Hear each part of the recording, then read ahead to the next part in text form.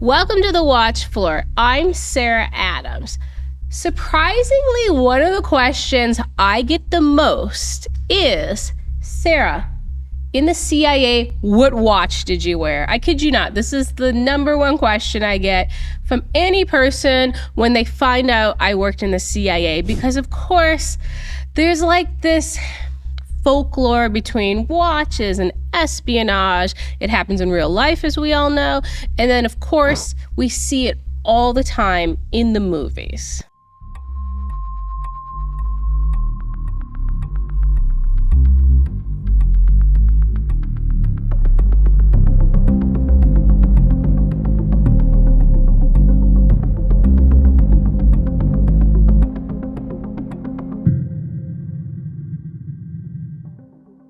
If you think about spies in popular culture, the spies are always wearing watches. I mean, James Bond literally made brands famous based on this.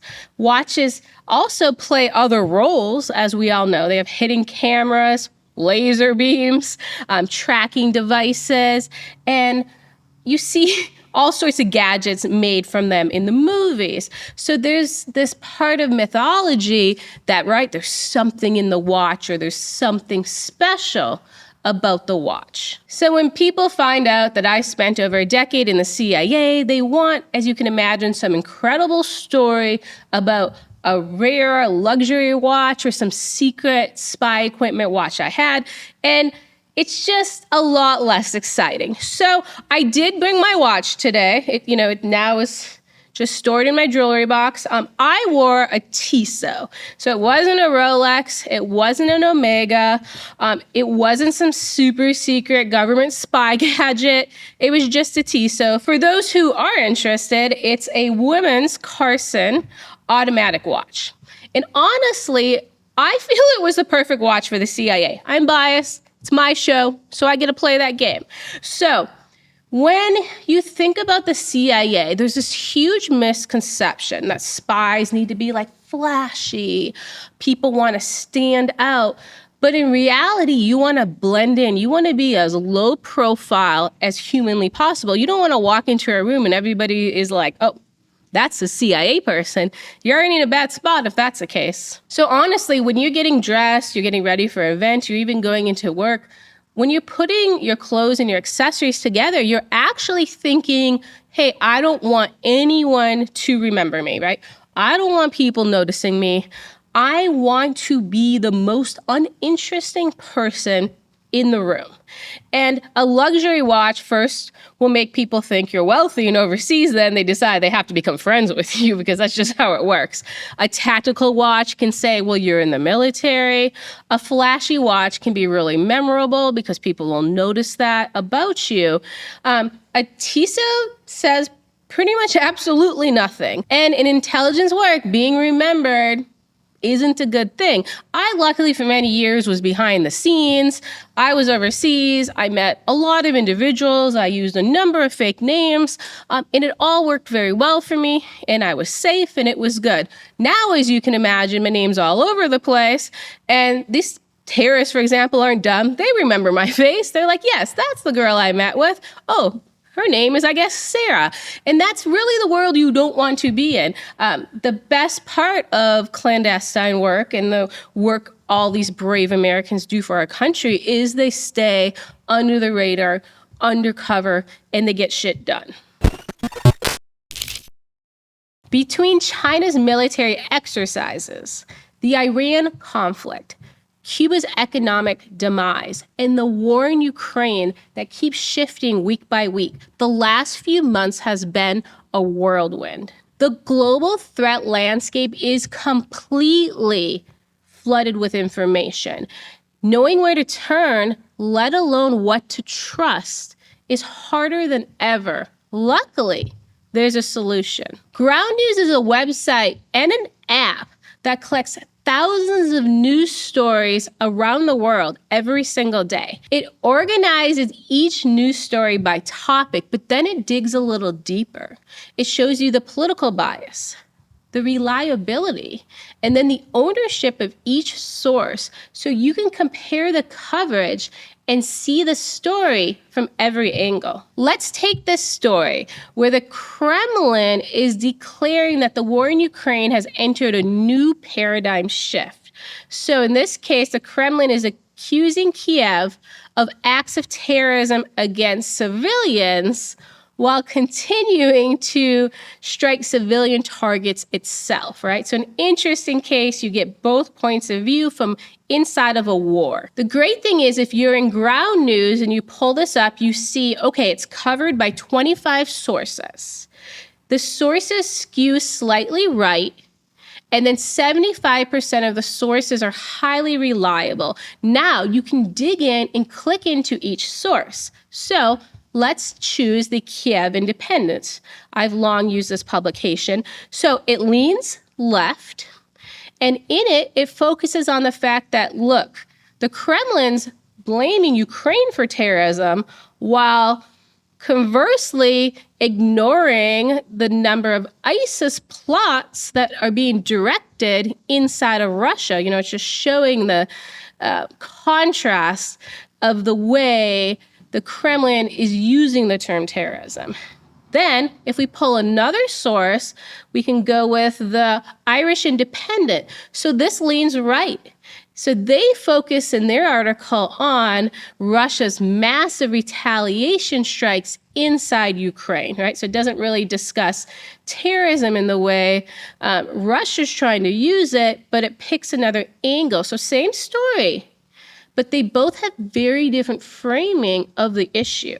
And then underneath both, if you're an analyst, you're looking at something completely different. So I'd be thinking, is Russia setting the groundwork to justify some sort of massive escalation in response to these recent successes Ukraine has had, right? We all have a different question when we're looking at the news, and lots of times we're looking at the news to help us answer those questions. There's a feature in ground news that I've really been enjoying. It's called Blind Spot. So this shows you stories that are covered almost entirely by one side of the political spectrum. So no matter where you sit politically, you're getting a filtered version of reality, right? Our algorithms are essentially an echo chamber.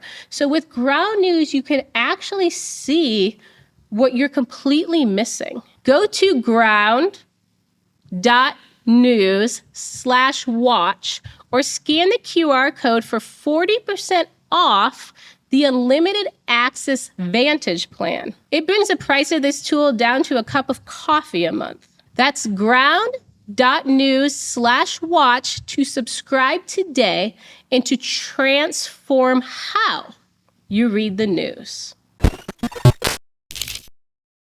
Do you ever feel like something is off? You're hitting the gym, you're crushing your goals, you're showing up every single day, or have you noticed a change in your partner?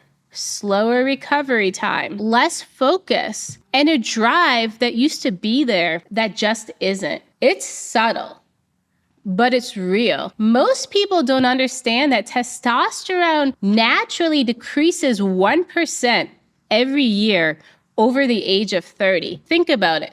That slow change really does make workouts harder. It makes the workday longer, and it can make life more exhausting. That's where Mars Men comes in. Your body produces testosterone, but sometimes it's just locked up. Think about it like this.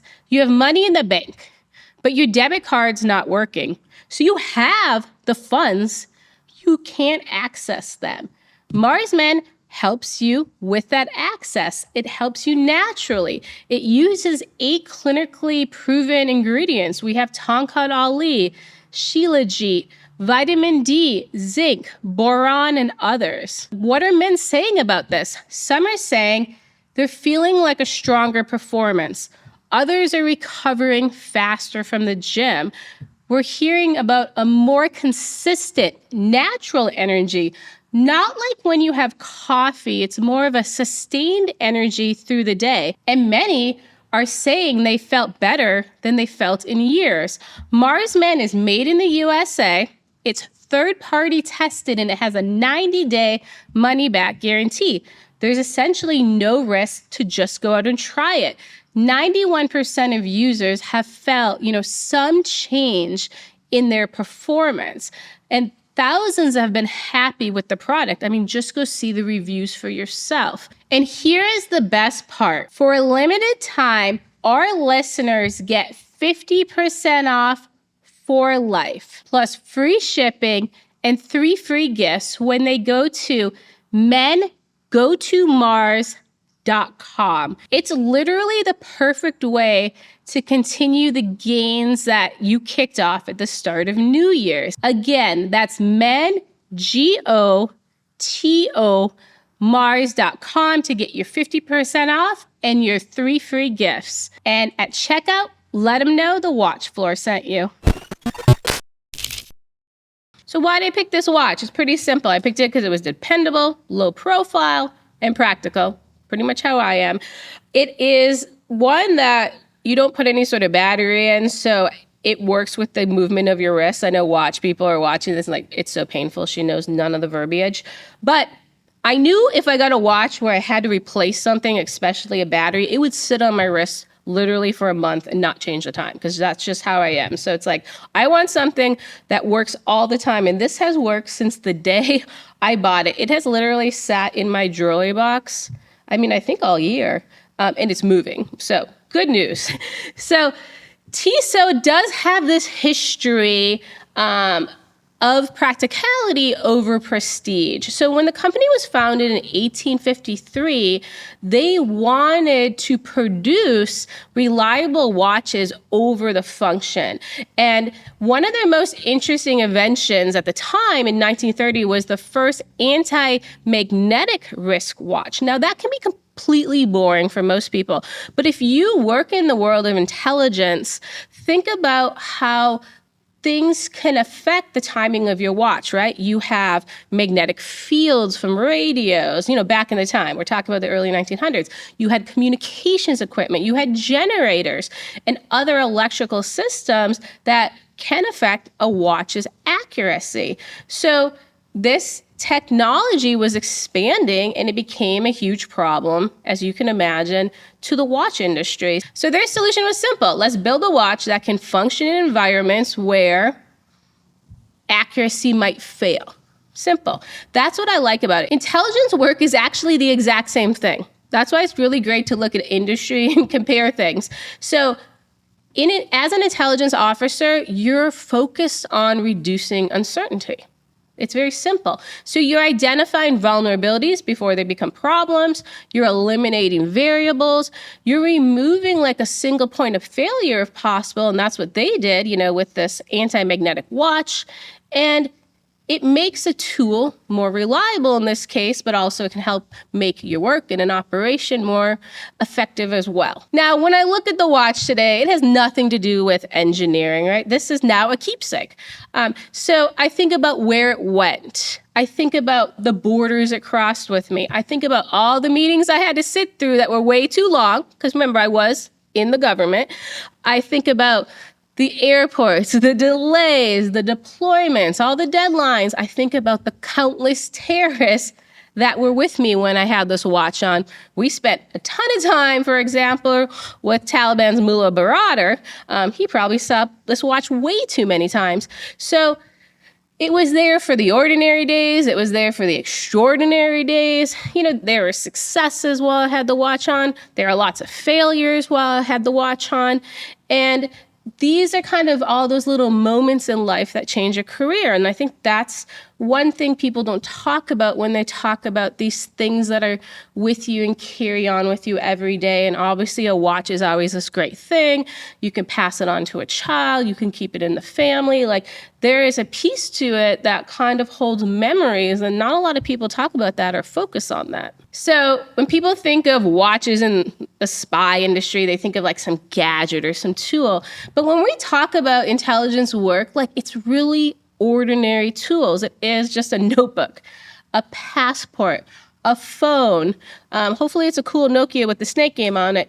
And then it's really just a simple watch, right? You gotta stay on time when you're overseas collecting intelligence. It's a very simple thing. Even though no one overseas stays on time, you still should try to do it. So when I look at my Tissot today, because, I did have to dig it out for this episode, I don't think about a brand at all. I think about the people I worked alongside, the places I never thought I would get to go.